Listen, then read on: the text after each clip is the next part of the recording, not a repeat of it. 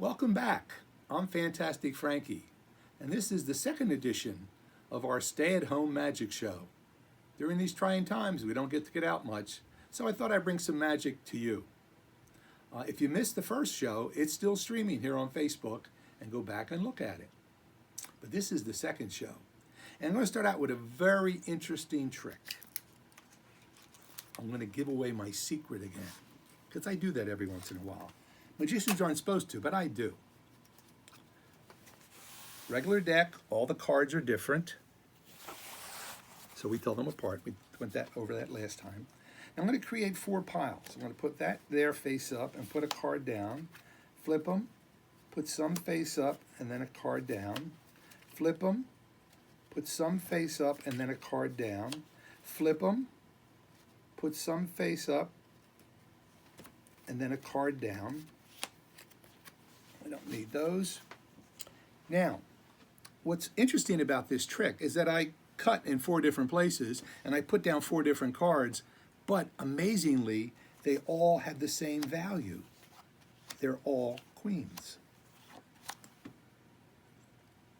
And you're probably saying, well, how did I know they were queens? Because this is a marked deck. Do you see the marks? Well, you do see the marks. See, the marks are the whole back of the card. Because this was a regular deck, but when I flip them over, it's just a plain back deck. They're all blank. So these were the only 4 red ones. Those had to be the 4 queens. Pretty tricky.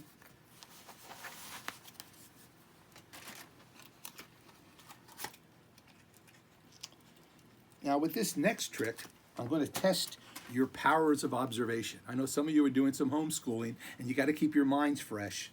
So let me see if I can keep your minds fresh for you and with you.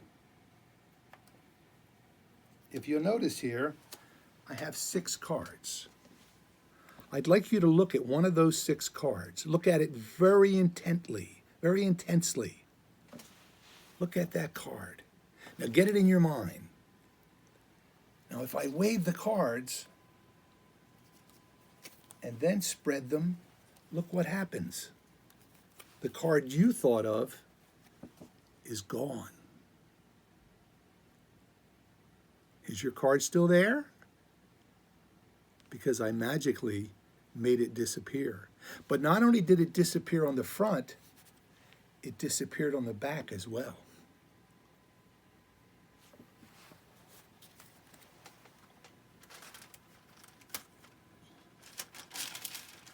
For this next trick, I'm going to have my assistant Margie give me her assistance. That's what assistants do. Margie, do you know the difference between illusion and reality? No. Well, you should. See, this is reality. This is a Starbucks stirrer. And this is reality. It's a Starbucks bag. Oh, I have 2 sticks. I don't need 1. Okay? Now, would you examine the bag? Is it empty? Mm-hmm. Everybody see the bag is empty. Now, put the bag over here. What I'd like you to do, so that I don't cheat on you, is I'd like you to take this pen, the pen, and draw a line partway down the stick. Okay, that's pretty good.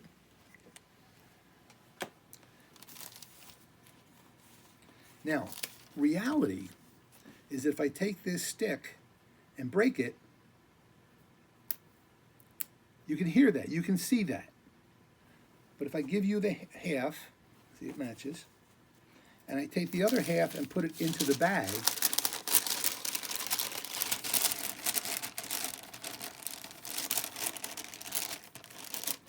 and then fold the bag up,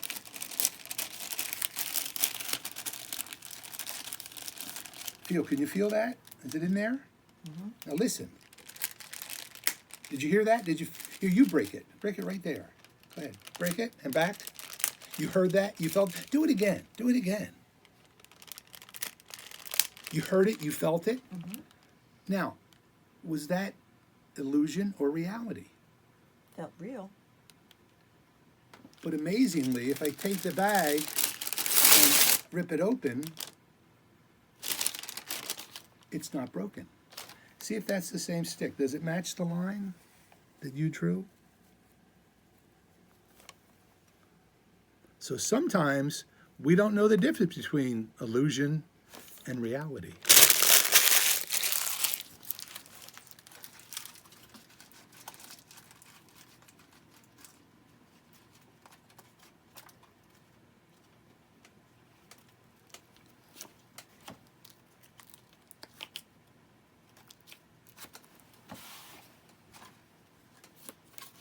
We don't need the jokers. Once again, to show you, regular deck. I'll shuffle these up. Pick a card, any one at all. Don't let me see it. Is that the one you want? You sure? You took two. Just take one. Okay, you want that card. Okay, you know what that is. All right? So your card is one of those. Now, what I'd like you to do is anytime you want, put it back in the deck. So you put it right next to the 6 of clubs. You're sure that's the 6 of clubs? That was where you wanted me to stop. You put your, no, your card's not there. It's actually gone. What did you do with it? Okay, we're going to find it using forensic science. I love to watch those forensic shows. To find your card, I'm going to take 6 cards, and we're going to do best out of 6. Put those over here.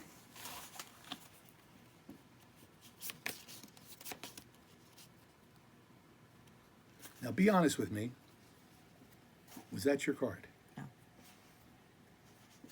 Put that right there. Was that your card? No. How about that? Nope. So none of those 3. Okay, I got 3 to go. Was that your card? No. Best out of 6. We're down to best out of 2. Was that your card? No. So none of those were your card. 1, 2, 3, 4, 5. Not your card. How about that one? No. No. Do me a favor. Give me a number from 1 to 6. 3. 3. I want you to take your finger like this and count 3, starting there. 1, 2. Put your 3. hand on that card. So I showed you 6 cards, and none of them were yours. What was your card, Margie? 6 of hearts. I think it was a 7 of hearts. 7 Turn of it over. hearts. Yeah. Ta-da!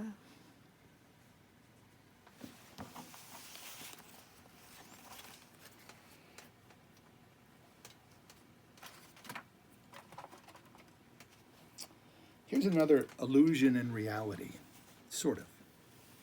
I have 3 ropes here, and they're all different sizes. Margie, have you ever eaten in an Italian restaurant and noticed that all the spaghetti is exactly the same size? Yes. That's not by accident, because sometimes when the spaghetti comes in, and I'll use the ropes to illustrate, because if it was real spaghetti, I would have eaten it by now. Some of the ropes come in and they're short, or some of the spaghetti comes in and it's short, and some are real long, and some are not quite as long. Well, you can't serve it like that, because then you couldn't twist it and turn it. So what I do is I go in and I help those Italian restaurants. I cook the spaghetti al dente, just nice and firm. Then I take 3 strands at a time that are all different sizes, and I rearrange them so that all 6 ends are exactly at the same height.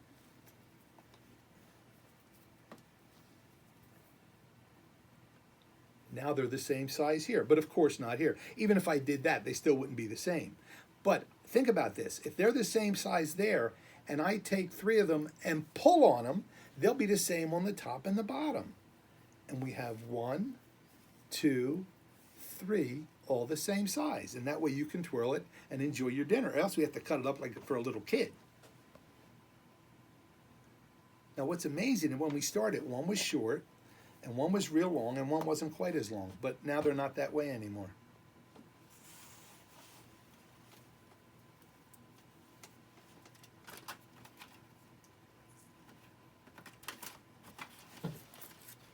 Now, what I like to do at the end of each of my shows is actually do a trick and then teach you how to do it so that you guys at home could learn this trick.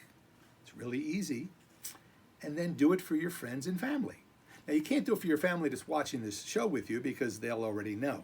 But you can practice on them, and then once we can get back out into the world and we don't have all this separation, we can do the trick for somebody else.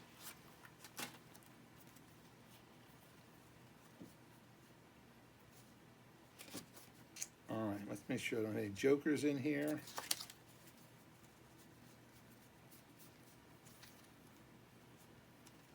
Oh, this is, I can't use that deck. That was the white deck.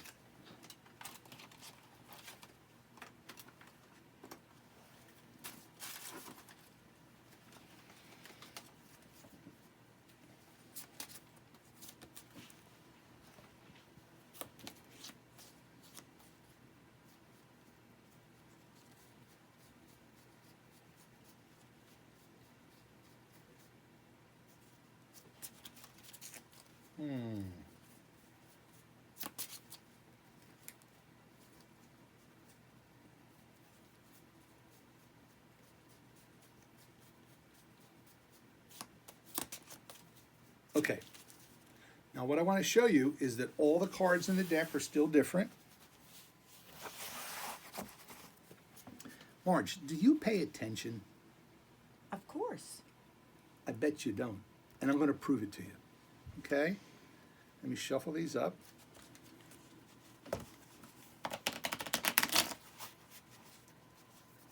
Okay. What I want you to do is pick two cards. Take two cards together. Look at them. Show the camera. Show everybody at home. Now take those cards and put them in the deck separately in different places. Push them all the way in. Okay? They're all in there, right? Mm-hmm.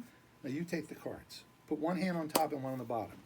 Now you pick two cards, right, Marge? Mm-hmm. And you put them in the deck. Mm-hmm. Not on the top, not on the bottom, but in the deck and apart from each other. Mm-hmm. Well, see, you didn't pay attention. Now they're on the bottom together.